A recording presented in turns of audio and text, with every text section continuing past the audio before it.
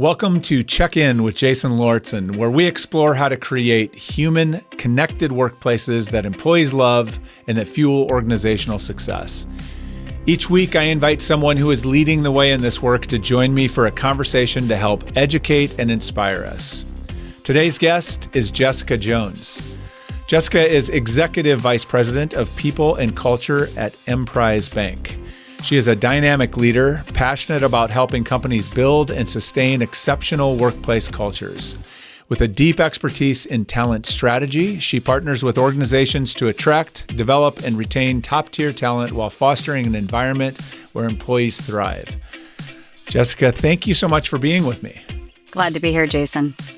Now, I was thinking about this morning in your intro, because as I'm thinking about your intro, I'm like, I was going to say something along the lines of like, Jessica and I have known each other for a long time. And then I was going to sort of mention like how long ago it's been that we first worked together and became friends. But then I thought nobody's going to believe that, because while they would look at me and say, he's clearly old enough for it to have been that long. You do not look old enough for it to have been that long. And so therefore it would be a completely unbelievable story. So I'm just going to skip over the actual numbers and just say that we have known each other a long time, and it's delightful to be able to do this. Many years. Many years. All right. So for those that don't know you, let's get to know you a little bit. And so let's just start with kind of the context of you and your role. So could you share a little bit about what you do, what your job is, and a little bit more about your organization, please? Absolutely. So regardless of organization, I align talent strategies to drive business impact. And I've been doing that for a number of years. I spent about 13 years doing that in multinational manufacturing before I won't give the amount of years that I've been in financial services, because that undoes the favor you just did for me. But I've been working in financial services a number of years as well, doing the same thing. And I'm currently with a Midwest financial institution, about a $2.5 billion bank, privately held, third generation, again, located in the Midwest. Awesome. And by nature of being a banking organization, one of the things I always have to ask, and this is for also, I guess, to provide context for the conversation we're going to have today, but workplace policy today. Are you everybody's in the office 5 days a week? Obviously some of the roles have to be in the office because of the nature of the work in a bank, but like, what's the current policy in your organization today? Yeah, so I will say non-branch employees have the ability to opt into a hybrid schedule where there's a couple of days a week that they can opt to work from home. We do have an embedded finance business where we've learned that in large part, the talent that we need to attract that has experiences in that space doesn't necessarily currently live in or willing to relocate to where we are headquartered. So we've become increasingly flexible with our remote footprint over the last handful of years.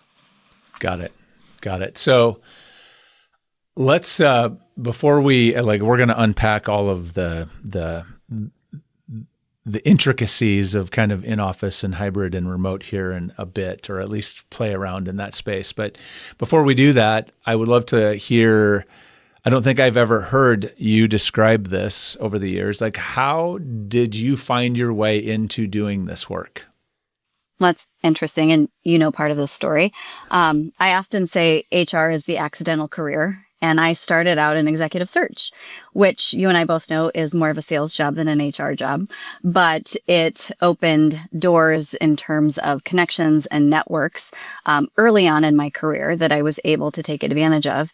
From there, I had a mentor tell me, HR is nothing more than courage and common sense. And if you have those two things, you can do this. And so I found ways to find problems, solve problems, add value, and say yes a lot to try to do a bunch of things. And that has worked out for me.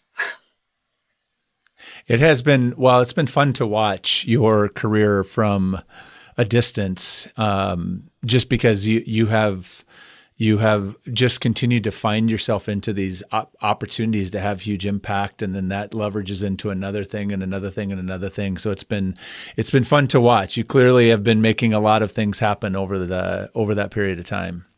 It's interesting. I've had a couple of conversations with people along the way that talk about having a destination position. And when did you know that you wanted to, be a chief people officer or lead an HR function? And I said, I didn't. I think that having a destination position in mind can be good. I also think it can be limiting. And if you just show up and solve problems, those opportunities create themselves, and they might be better than the ones that you even imagined. We should probably do another. We'll do a secondary episode where you and I talk about two very different ways to go about architecting your career, because I was always completely the opposite, where I'm deciding 10 years in advance where I wanted to be, and then that's what I was going to do. And funny enough, we kind of end up at, like, in some ways we ended up in the same places, just at different times and whatever. It's just funny how different approaches can get you to the same place. But I think a lot of it, what we had in common was just probably a love of the work and a desire to really make things happen, right? Make impact and see impact. So I'm curious, in your role today, so you found your way here and you are continuing to have all kinds of impact. What do you love most about the work you get to do today? I think in my current situation, the fact that I am surrounded by an executive team that, first of all, they're brilliant in all of their own ways and all bring something unique to the table. And to be at this point in your career and be surrounded from other people that you can still learn from and feel like you don't want to disappoint them, and you want to show up for them and you want to perform. That's probably the thing that gets me out of bed in the morning. It's an incredible executive team. And then, the ability to have that impact and help the organization create pockets of that throughout the company. How do you help other teams come together in that way and create that trust in that culture? How do you, help them work through some of those points of conflict? Because if you don't have those, you're not really tested as a team. So to have it and to help other people get it and find it, to make what they have to do every day while they're away from their families more fulfilling and enjoyable is really rewarding. It's kind of an interesting comment, I guess, on the state of the workplace that, because as you're talking, I was like, I'm thinking, there was only a handful of times throughout my entire career where I would say, like, I felt like I was really part of a great team. That doesn't happen. And you would think that it would happen more often, but it's rare. And when it happens, there's some magic in it. And it's a bummer that it is not more common. And I think it's awesome that that's what you're trying to create. So it just struck me that, boy, we need to really pay more attention to that, I think. Well, it's like any relationship. You've got to pick carefully and you have to work on it. So it's not just that. Some of it's luck, right? You do your best in hiring and you do your best in all of those things. But each and every one of those people on that team are putting the work in with one another. That's the difference maker. For sure. That is a great lesson in and of itself to take away today. So we're going to transition into kind of digging into a topic as we like to do here. And when you and I were talking kind of pre-discussion and we were banging through the ideas, like what could we talk about? And we stumbled into this kind of conversation where you shared with me that your perspective on kind of return to office and sort of what you're seeing happen or what organizations are struggling with, your perspective on kind of the value of in-office, in-person work was shifting, and that you started in a place that you were pretty dug in on one side of it, and you're kind of your mind's opening a little bit to some other things that you hadn't considered. And that was I grabbed onto that because I think there's so many people right now that want they want this conversation to be over, right? I hear people all the time are like, why are we still talking about return? Or can we stop talking about return to office? Can we stop talking? I'm like, well, I think we can stop talking about it once we figure it out, but we clearly have not figured it out. There's a lot of angst on all sides of it. And so I like, that's why we wanted to have this conversation today. And so what I'd love to do is start with maybe rewinding the clock a little bit to perhaps, a year or two ago, where you were at a different organization.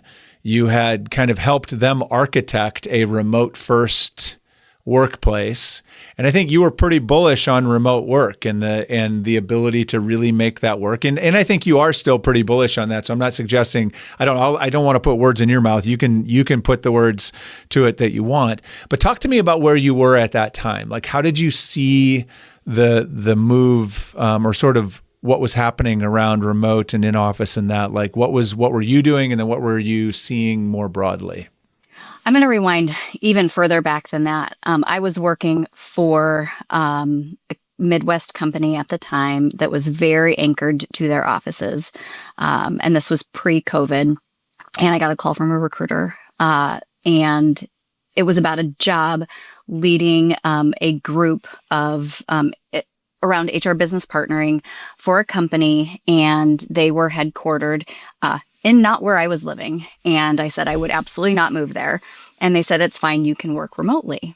And I was dumbfounded. I was like, how do you do this work in a remote environment? That doesn't make any sense to me.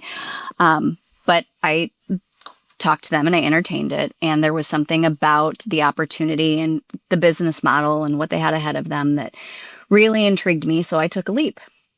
And 3 months later, the world shut down with COVID and everybody went remote. And this organization had a remote footprint to step into. They weren't fully remote at the time, but they had enough employees that were. And so they were incredibly agile in getting everybody home and equipped and up and running. And they went through their growing pains, just like every other company, but they were short and they weren't as bad. I was really impressed with the transition and how that worked. And we started to see that people were, if we would support them with some of the things that they needed from an interaction perspective, that people were getting the work done. That we had a good workforce. The other thing that it really opened up for us is whole new talent pipelines that we hadn't really considered before, because unless it was this executive level, hard to fill, client facing and the clients in Atlanta, we weren't, our first step wasn't to find employees anywhere. And so it really did, over time, shift our ability to attract from a larger talent pool, which was really helpful. Now, there are downsides to that certainly as well. If you're recruiting in Sioux Falls, South Dakota versus if you're recruiting in Atlanta, the costs are different, all of those things. But for where the business strategy was, it was a really valuable differentiator. So that all shifted, and I know you were part of that. You were in it, you were part of it, you were helping shape that. I know that you played a big role in kind of helping the organization come to execute well. You said to me at the time, and I think this was the same role, but I think at the time you said you kind of had the opinion, which I still will say this, that like if you are struggling with culture in a remote environment, it's not because of remote, it's because you're not doing it right or you're not executing with intention. So I'm curious, what did that look like? Talk to me about that in terms of what you were doing and kind of where you were at or what your mindset was around that time relative to, all the things that people say are the downfalls of remote work, the culture, collaboration, innovation, teamwork, all of those things. What was happening? Well, I'll answer it a little bit of a different way, because it's fascinating to me that this is one of those decisions that companies enter into without going through a really logical decision tree to think about it. So what is the business strategy? And what is the workforce interaction that is going to most ideally impact that business strategy? Because if you think about it, if it's something like collaboration or innovation or inclusion and belonging, those things can be done in a remote environment.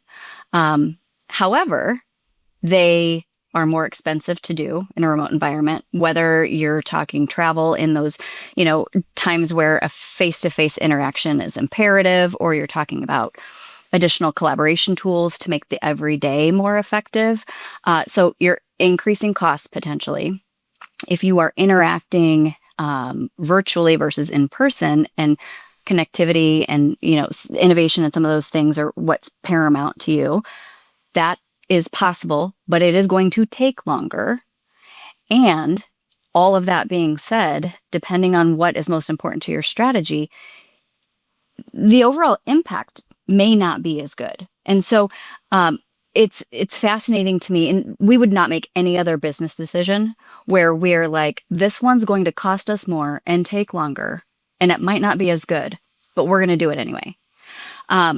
And so it's really starting at, what is your business strategy? What are the workforce implications of that business strategy?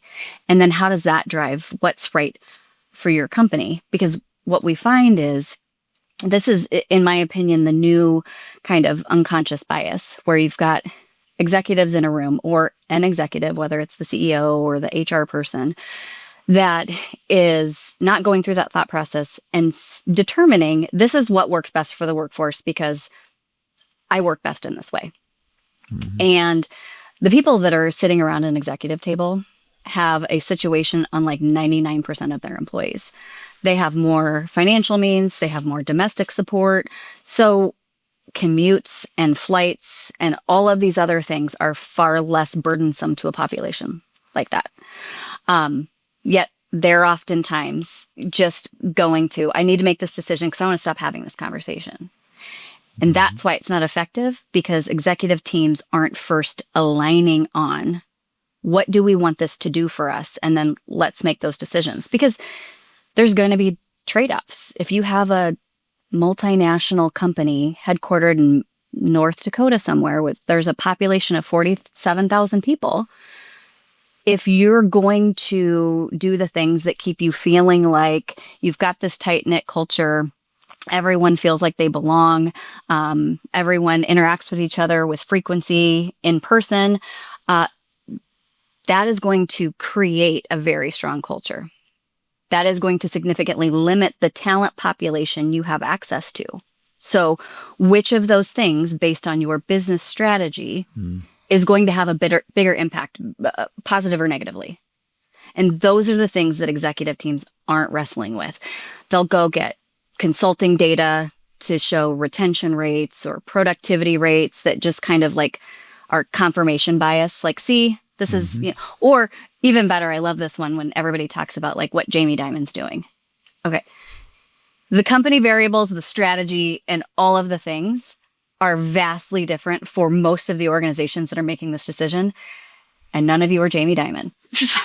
So yeah, that's right. That's right. Perhaps we are, we just need to slow down and actually have the conversation so that you can stop having the conversation. Yeah. Yeah. It is interesting. It's that's a really good point. And I think so often too, the headlines kind of also cover up. I think sometimes there is a strategy, but it's a strategy that is not being made public, right? So we're going to reduce force without paying severance by intentionally choosing a workplace policy that we know will be unpopular and likely lead to turnover, right? So there's some things going on as well. But I'm curious that when you were at the organization that was remote first, right, where you had everybody, because as I understood, I think coming out of the pandemic, then that organization stayed remote mostly, correct? They did, yes. And I think my sense was that you felt like you were executing that fairly well. It was working fairly well. And so I just am curious, before we sort of move to kind of start to move on to evolution in the new environment that you're in now, but what do you think was most important in making that work? What was it, culturally, in that environment? What kinds of things do you think were really central to making that method of work for that organization? Well, I think one is a commitment. I think when you go back and forth, you give employees whiplash, and it gives them the impression that there is an uncertainty in their workforce agreements, and that's not helpful for anyone. So I think just being Sure. really thoughtful and vocally committed to this is how we work. I do think that there was a pretty significant investment in ensuring that there were intentional business-driven reasons for employees to interact with one another in person.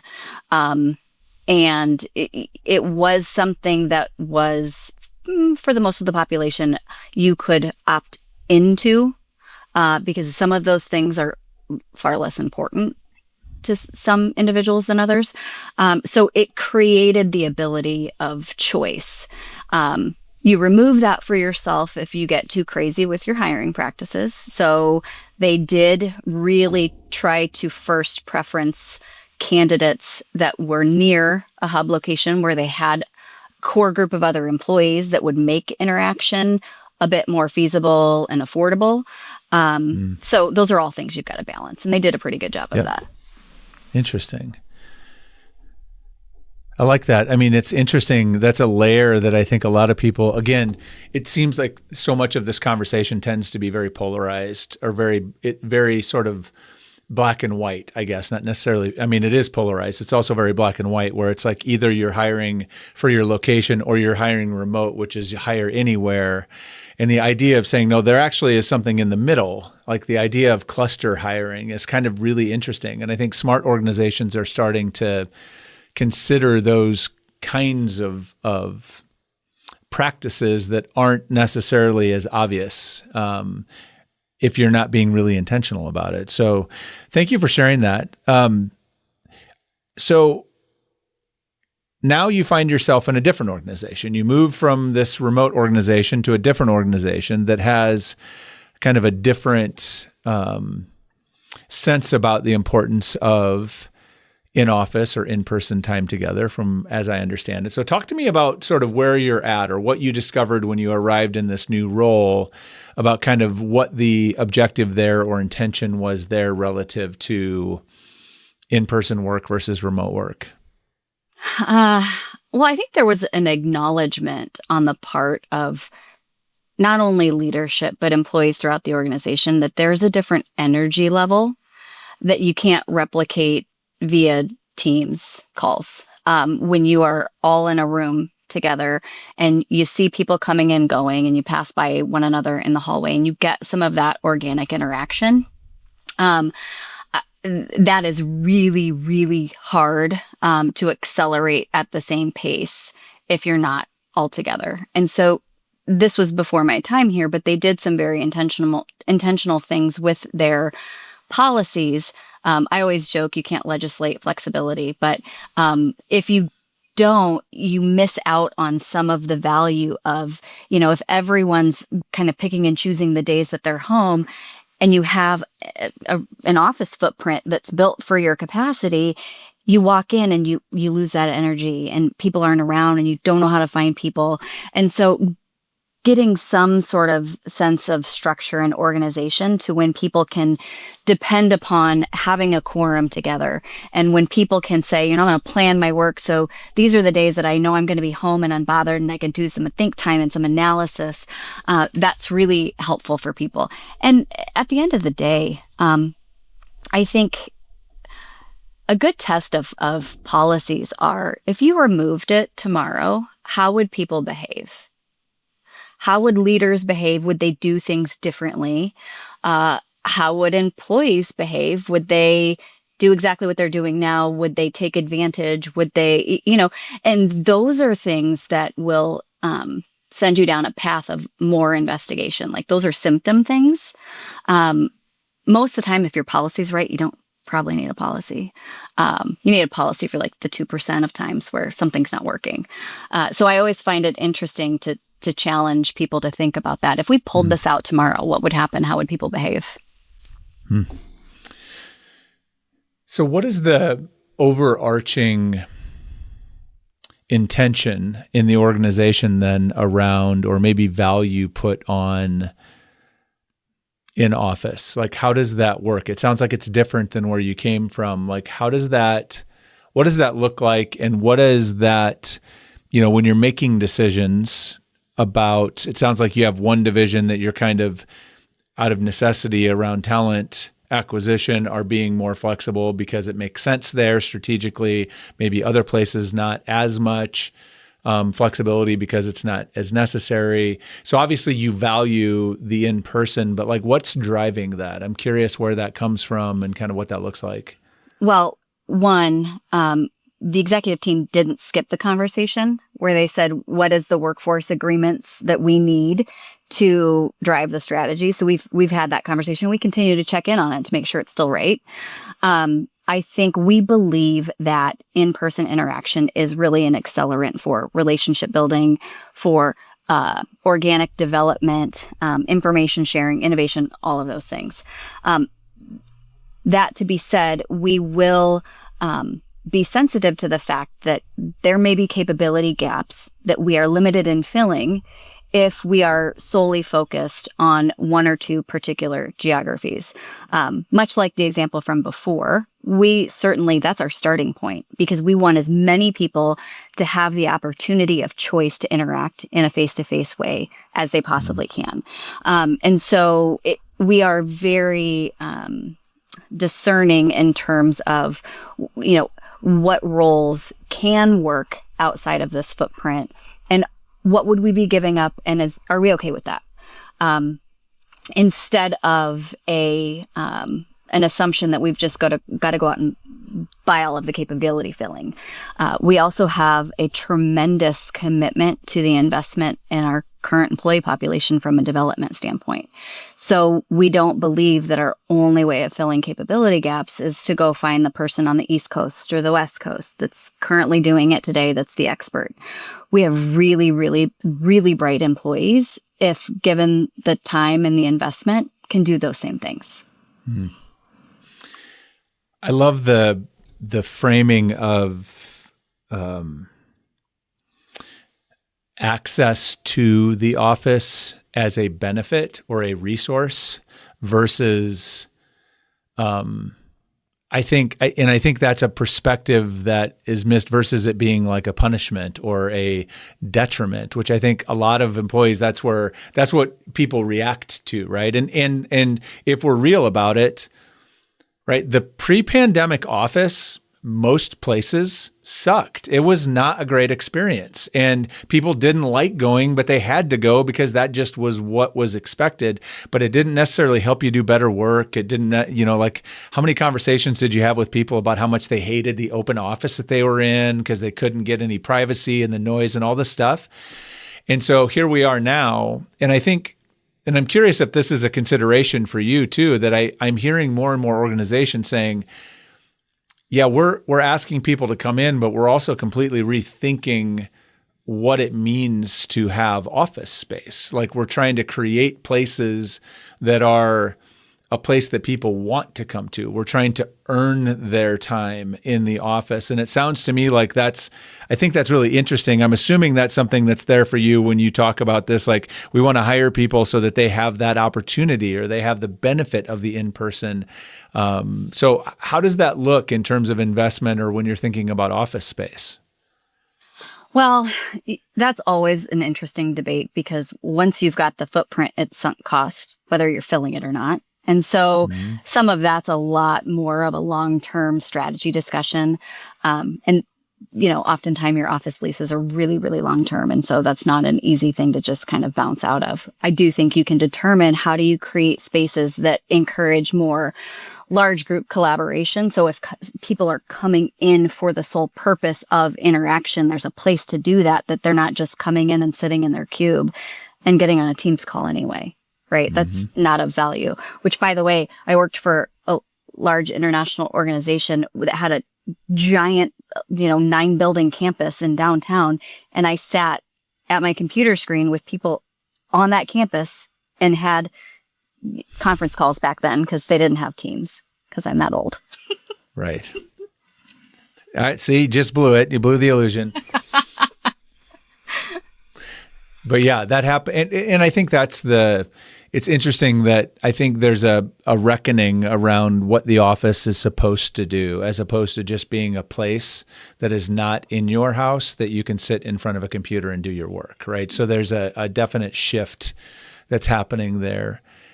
I am curious for you, as someone who's in the sort of social architect seat for the workplace, what are you learning, or what about your perspective is evolving and shifting as you are in an organization that is more valuing, and maybe it's not valuing that, but just prioritizing in office space over the organization you came to? I'm just curious what you have learned, or if your perspective on things have changed as you've lived in this environment for the last year or more.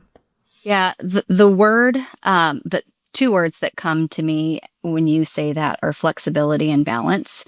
I think it's interesting that we choose to, pick at certain things or use certain things because we have other symptoms we haven't dug into. I think that people like to work from home because it offers flexibility for them to go get their kids or to do, drop off or what have you, right? So why is it an either or? Why can't they bounce out for 20 minutes in the afternoon to go get that done? It's things like that you can make work without having this large overhaul of what's our workforce agreement from, working from home or remote or all of these other things. The other thing that is a real, can be, not always, can be a real hidden downside of remote work is you're always on. I came from an organization where we were present in all domestic time zones, and I had meetings that started at 6 a.m. and I had meetings that went until 6:30 or 7. And it was constant. And when your office is at home, sometimes you feel like you live at work instead of work from home. And so there is a dark side to any of these things if not tended to properly. That's a great call out, because I do think that's one of the things we tend to overlook is, number one, I think we tend to, like, we're lumping it. It's like I think what I'm hearing you say is, like, we're kind of throwing everything into one bucket. So it's like you're either working from home or you're working from the office, and that there's these things about working from home that we associate with it only, like that's being remote is the only way you get those things. And that is not necessary. Let's parse that out, because I remember what was interesting. I go back, this goes clear back to my quantum workplace days, this is probably close to a decade ago now. I remember we did a promotion. We were doing kind of a research promotion where we were doing employee surveys, kind of ongoing. We did this big employee survey that was asking people to do sort of stack ranks of benefits or things that were important to them at work. And then we did, and it was in the spring, so we did like a March Madness thing where each week we would have it narrow down based on how people responded. And the thing that won, this is 10 years ago, was flexibility. And so I've always thought this was about flexibility, and that the reason so many employees are fighting back against being called back into the office is because the only way they were able to claim the flexibility that they have so wanted was when they got sent home, and they don't want to go back. And there's no assurance, to your point, there's no assurance that when I go back to the office that I'm not sacrificing this flexibility or autonomy that I have found when I do that. And I think that's actually what they're pushing back on more so than the office itself. And so I love that you just said that, because that reminds me of, like, I think that's the real issue, is we're not really getting into the specifics of it enough to parse out what actually matters. In large part, I think that's true. I go back to, if you pulled the policy, how would people behave? Mm-hmm. And I think having a policy around hybrid work for us is strictly a recruiting tool because our employees have an understanding and a trust with us that they know that they are supported in how they need to work and when they need to be there and when they need to be gone, and that there is genuine and authentic flexibility aside from a policy. Right. So, but you have to have some of those things as you're recruiting because candidates don't yet know or trust you. Yeah. And your other point, I don't want to let go either without digging a little bit deeper too, because I think one of the missed things that has happened around remote work is, I mean, on two sides, and I think you and I maybe touched on this a little bit, is that we never, on the manager side, we never retooled managers really for how to manage performance or how to have these conversations on a remote setting and they'd never done it that way. So, and that's not, fundamentals are the same, but the execution is different. So that needed to be trained. But then the other thing we didn't do is we never taught employees a new set of skills for how to manage yourself when you are in a work from home situation. It took me, I've been doing it a long time now. It took me years to figure out how to effectively manage myself and my workday looks like most people would look at how I manage my work and go like, no, thank you. But it took me a long time to figure out what works for me. And I think we just failed to, there's a level of support that's required. I think if we're going to shift it, it'd be like if we replaced everybody's laptop with some newfangled like piece of technology that doesn't look or interact anything like a laptop and just said, hey, can you just do your work in this without training them on how to do it? It's like we never really supported people in the transition very well. And there's been some consequences of that, I think. I agree. I also think there's two sides to that. So there is one side where if you're a manager that's been leading in person for many, many years, you've got to create a new bag of tricks. I also think, I worked from home remotely and traveled for 4.5 years and had gotten really used to it. And now, have an office to be at, but I am in a different location than our corporate headquarters, and I'm in a different location than, in large part, my entire function that I lead. And so now even though I know how to work remotely, I'm leading a team full of people that don't work remotely and didn't have a remote leader before. And so the things that I know and my habits and norms have to be translated and negotiated for an entirely new group of people. Mm-hmm. Yeah. And that's the real work of, I guess, any type leadership or coming in with any kind of team, back to like making teams function well. They require work, and it's a team effort to build a good team. So thank you for highlighting that. I think that gets missed so often. So, well, this was great. I would like to, I have a couple of other questions that I want to hit you with, that I hit everybody with, just to kind of check in on some general things. One is, what is a challenge that you are, a big challenge or obstacle maybe that you're wrestling with right now at work? Well, interestingly enough that we're having this conversation, because I think that I'm really focused on how do you create as similar of an employee experience as you can in a scenario where you have inequities in the variables. So someone has to be in a remote branch. Someone happens to live in Bozeman, Montana.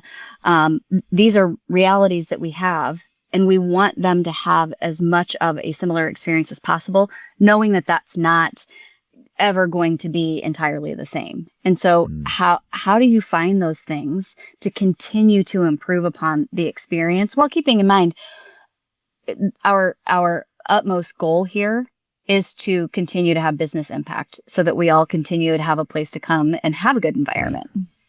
Right. Any early insights on that as you're trying to crack that code? Yeah, I think the challenge is usually that you're solving for a symptom, and you've got to dig a couple of layers deeper and determine, do we have a flexibility issue? Do we have an access issue? And you have to solve for those things uniquely. And I think where companies fall down is they oftentimes go that far, but then they don't articulate to their workforce why they've done what they've done. So if based on business strategy, it really makes sense for the workforce to be in office for various reasons, but that's not communicated. Everyone assumes that, leadership member John, his wife's a stay-at-home mom, and they've got 3 kids under the age of 6, and John doesn't want to work at home, so we're all working in the office. And that feels a lot different to employees than if there is a logically thought-out decision-making process that's articulated to them that they understand. They may not always agree with it, but if they understand it, then they can make adult choices for themselves. So you may have people opt out, but if you've made an intentional decision that you're communicating with people, that will level out if you're hiring the right people and telling that story in the recruiting process. Yeah. Well, and it really reiterates, I think, the importance of, like you said, the importance of intention. So being very clear about what your intention is, what you're trying to create, sharing that clarity with people. I also think the one thing that I think about that when I see people that are wrestling with this, where they're trying to sort of, they're stuck in that, like the experience we're creating for our in-office or headquarter folks versus our remote, or even maybe they're not even remote, they're just in smaller satellite locations. And there's always this like, well, how come they get to do this? And how come? I think what gets overlooked often is managing, like there is the intention of what kind of experience you're trying to create. But I also think most organizations fail to manage the expectations of those remote people or the people that are in those satellite facilities. You let their expectations run wild about what they should get, and then that's what they're measuring you against, as opposed to if you manage the expectations with the clear intentions. Turns out that gets a lot easier to have that conversation. I think it takes the drama down a lot. Absolutely. So if the requirement to have those things are you relocate to Iola, Kansas, let's talk about relocating to Iola, Kansas. And that conversation becomes a lot less attractive. Yeah, it's available to you, but this is what it's now. Here's what you should expect if you're going to stay where you are. And here's what we're, working to create for you. And so, that is clarity. Clarity is so important and powerful. So thank you for sharing that. Last question for you. And this is, I ask everybody this because it fills me with, maybe it's selfish because I just like the hopeful nature of it. But when you think about work broadly, so just work, capital W, work broadly, 5 years from now, what do you hope will be different about work than it is today? I work for an organization that has a lot of females in leadership positions. And quite frankly, the last few companies that I have been with have. My hope for 5 years from now would be the conversations that we have are no longer females in leadership, and they are around equalizing the domestic expectations so that everyone can come to work and perform and contribute without, kind of running with leg weights on. I hope that at some point is the D&I effort from a women in leadership perspective. And that's the narrative. Nice. Well, I hope that indeed plays out to be that way. That would be a world I would definitely want to be a part of. So, Jess, this has been awesome. As we wrap, the last question I have for you is I like to do a one-word checkout as we land the plane here, and that is we'll each get a chance at this. What one word best describes how you are feeling right now as we wrap up our conversation? Grateful. For me, it is intention. I'm going to be thinking about that. I think you throughout just have been sort of keep coming back to like intention. Be clear on what you are intending to do and then align what you're doing to that. So that's awesome. Thank you for the reminder. For me, I think about gratitude because I think a lot of these challenges are oftentimes exacerbated by entitlement. And I think gratitude and entitlement don't typically coexist. And so just to remind yourselves to be grateful for the things that you have and the work that we get to do every day. Amen. Amen. Well, thank you. This was awesome. What a fun conversation, opportunity to catch up and reconnect. So thank you for being here. If people want to connect with you, where is the best place to do that? Is it They can find me on LinkedIn. Place? I would love to connect on LinkedIn. Awesome. Well, I will put your LinkedIn link in the show notes so people can find that and connect with you. Thank you so much for being here. I really appreciate it. Great to be here, Jason. And thank you for listening. I hope you can take some insights. I hope, if nothing else, this conversation challenges you to think maybe a little differently or more broadly about workplace policy. I love Jessica's sort of call to action for us to, think about what happens if you remove a policy, right? If you remove that policy and everything changes, then there's something else going on you should be paying attention to. So what a great call to action, I think, for us as we leave today. And as always, as we part ways, please remember to check in with the people that matter most to you. Might be the most important thing you can do today. Till next time.